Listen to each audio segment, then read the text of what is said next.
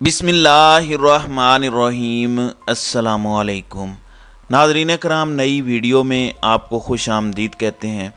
यूँ लगता है कि हमने अपने हालात से, अपने वाक़यात से ना सीखने की कसम खा रखी है। जब तक हमारे ऊपर दबाव ना डाला जाए, जब तक हमें बराह रास्त ना लाया जाए रास्ते पे, हम नहीं कुछ करते। इस वक्त पाकिस्तान के दोस्त ममालिक भरपूर कोशिश कर रहे हैं हमें समझाने की कि खुदा के वास्ते अपने हालात ठीक कर लो, अपने मुल्क के लिए मदद नहीं मांग रहे। और जाहिर है हम इस पोजीशन में भी नहीं है कि किसी की मदद करें, लेकिन सिर्फ पाकिस्तान से गुजारिश कर रहे हैं कि अपने मामलात को ठीक करो।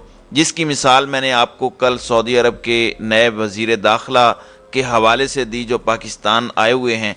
वो सदर से मिले और फिर अपने उन्होंने माना कि दोस्त ममालिक हमें यही ताकीद कर रहे हैं कि तहम्मुल से काम लो, अकल से काम लो, ठंडे दिलो दिमाग से काम लो। हमें यूएई के प्रेसिडेंट की कॉल आई, सब कुछ हो रहा है, लेकिन हम नहीं समझेंगे। हम अपनी तारीख से सबक नहीं सीखेंगे, अपने हालात से सबक नहीं सीखेंगे, क्योंकि हमारी अनाएँ और हमारी ज़िद्दें बहुत बड़ी हैं। अब ज़रा ख़बर सुन लीजिए। ख़बर यह है कि पाकिस्तान में इस वक्त सियासी तनाव है, वायलेंस की ख़बरें बहुत ज़्यादा हैं, क्रैकडाउन हो रहा है, जिस पर हमें तशवीश है कि नहीं है। लेकिन हमारे अरकान कौमी असम्बली और सेनेट जो हैं वो भरपूर तकरीरें कर रहे हैं, और जिस ढिठाई और बेशर्मी से पाकिस्तान में जारी फाशिज़म को डिफेंड कर रहे हैं, इसकी मिसाल नहीं मिलती। वो तो कह रहे हैं कि हमने चीफ जस्टिस और अदलिया के ख़िलाफ़ तबले जंग बजा दिया है, हमने अदलिया की बात नहीं सुननी, हमने जजेस को ट्रायल करना है, हम इमरान खान को नहीं छोड़ेंगे। लेकिन मैं आपको ये बताना चाहता हूँ कि दुनिया आपके मामलात पर आंखें बंद करके नहीं बैठ सकती। इसकी बहुत सी वजूहात हैं। इसकी पहली वजह यह है कि आप जियो स्ट्रेटजिक पोजीशन जो हमारी है वो ऐसी है, हम ऐसी पोजीशन पर हैं जहां पर आपके साथ दुनिया के दीगर मुल्कों पर असरात पड़ते हैं। दूसरा, आपके पास वो सलाहियत है जो दुनिया के बहुत कम ममालिक के पास है। ऐसे में ये नहीं हो सकता कि आप ये कहें कि हालात जितने मर्जी ख़राब होते हैं दुनिया को कोई फ़र्क नहीं पड़ता। हमारे मामलात से दुनिया को फ़र्क पड़ता है, और दुनिया फिर बराह रास्त मुदाखलत करती है।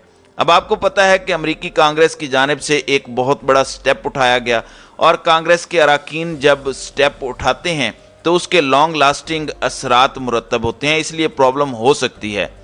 अब ये हम पर है कि हम इससे क्या समझते हैं। अब ख़बर सुन लीजिए।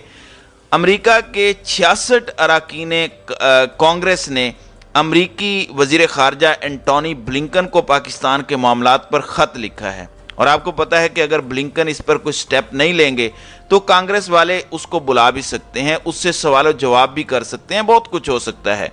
तो अब कांग्रेस ने बाकायदा अमरीकी हुकूमत पर दबाव डाला है।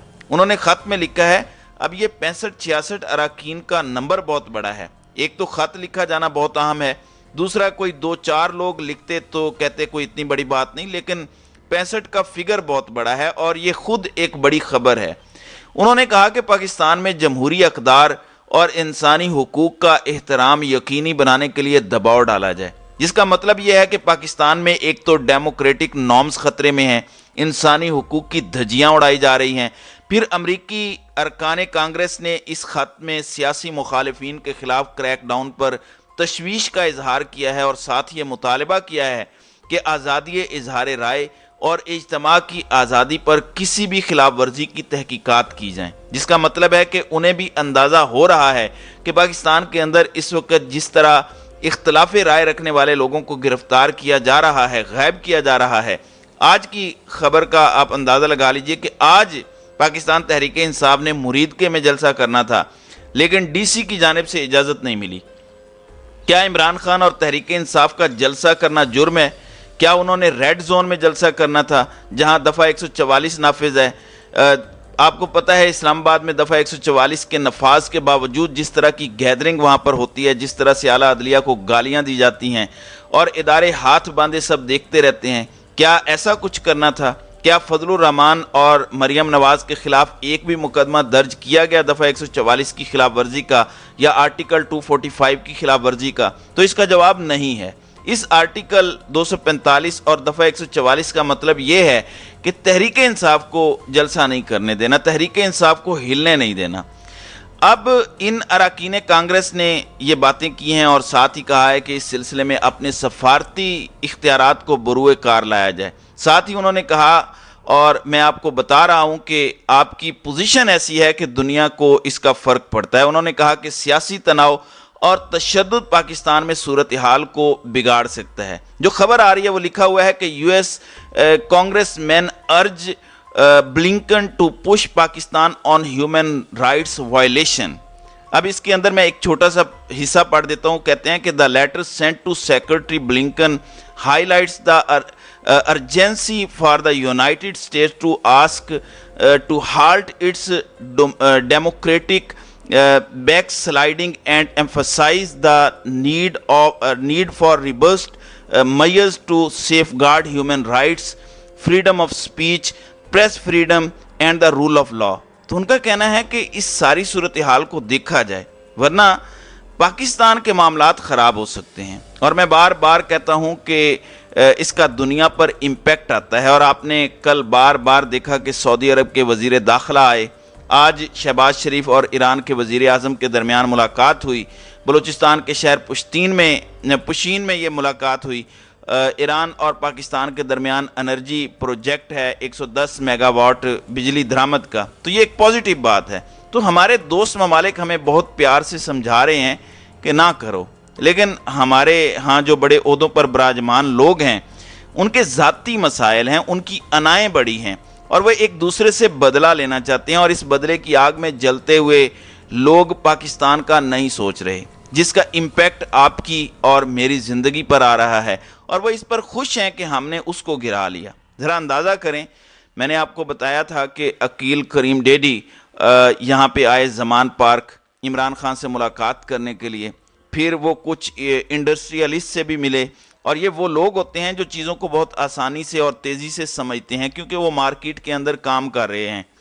عقیل کریم ڈیڈی نے رات کو جیو نیوز شو میں تصدیق کی کہ ان کی ٹیم نے مذاکرات کرانے کی کوشش کی ہے، لیکن انہیں امید نہیں بلکہ اندھیرا نظر آ رہا ہے۔ اور وجہ کیا ہے؟ وہی ضد اور انا ہے۔ آپ ذرا اندازہ لگائیں یہ ہو کیا رہا ہے؟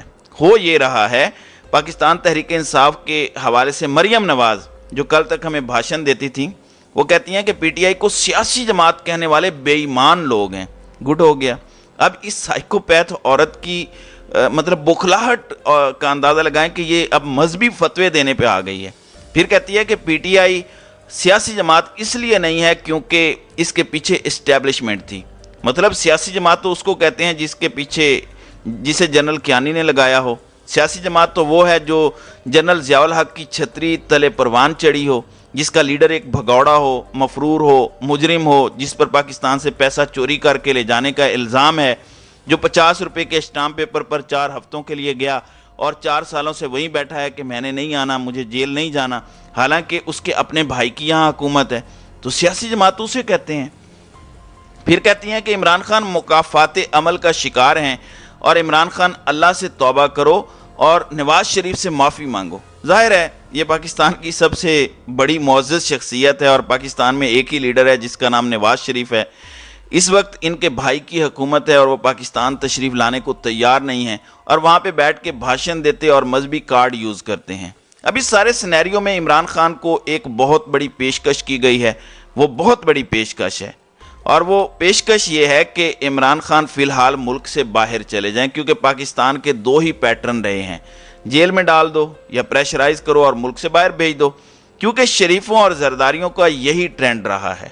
اب عمران خان کو یہ پیغام پہنچایا گیا کہ ملک سے باہر چلے جائیں۔ مقصد یہ تھا کہ عمران خان باہر جائیں گے تو عمران خان کی اخلاقی پوزیشن کمزور ہوگی، دوسرا ان کے اراکین کو توڑنا آسان ہوگا، ان پر پریشر ڈالنا آسان ہوگا۔ رات کو عمران خان نے اس پیشکش کو بھی ٹھکرا دیا۔ عمران خان نے کل رات الجزیرہ کو انٹرویو دیا، انہوں نے کہا کہ میں اپنی آخری سانس تک پاکستان میں ہی رہوں گا، میرا ملک چھوڑنے کا سوال ہی پیدا نہیں ہوتا۔ اب ایسے میں جب ایک شخص اس لیول کا ہو کہ وہ اتنے مشکلات کے پہاڑوں میں بھی اکیلا ڈٹ کر کھڑا ہو، اس کی کیا اس بھگوڑے کے ساتھ تشبیہ دینا جو لندن میں بیٹھ کر چکن ونگز کھاتا ہو اور کہنے کو بیمار ہو، کیا آپ کو لگتا ہے کہ عمران خان ہار جائے گا؟ میں بار بار کہہ رہا ہوں، اور پاکستان کی سیاسی تاریخ کا سبق بھی یہ ہے کہ سیاسی جماعتیں، سیاسی لوگ غیر سیاسی طریقے سے نہیں ہارتے، اور عمران خان تو قسمت کا دھنی ہے، اور عمران خان کو فی الحال صرف خود عمران خان ہی دے سکتا ہے شکست، اور اس میں کوئی شک نہیں ہے، باقی وقتی اتار چڑھاؤ آتے رہتے ہیں۔ تو ناظرین کرام، آپ کی اس ویڈیو کے حوالے سے کیا رائے ہے؟ آپ اپنی رائے کا اظہار کامنٹ سیکشن میں ضرور کیجیے گا۔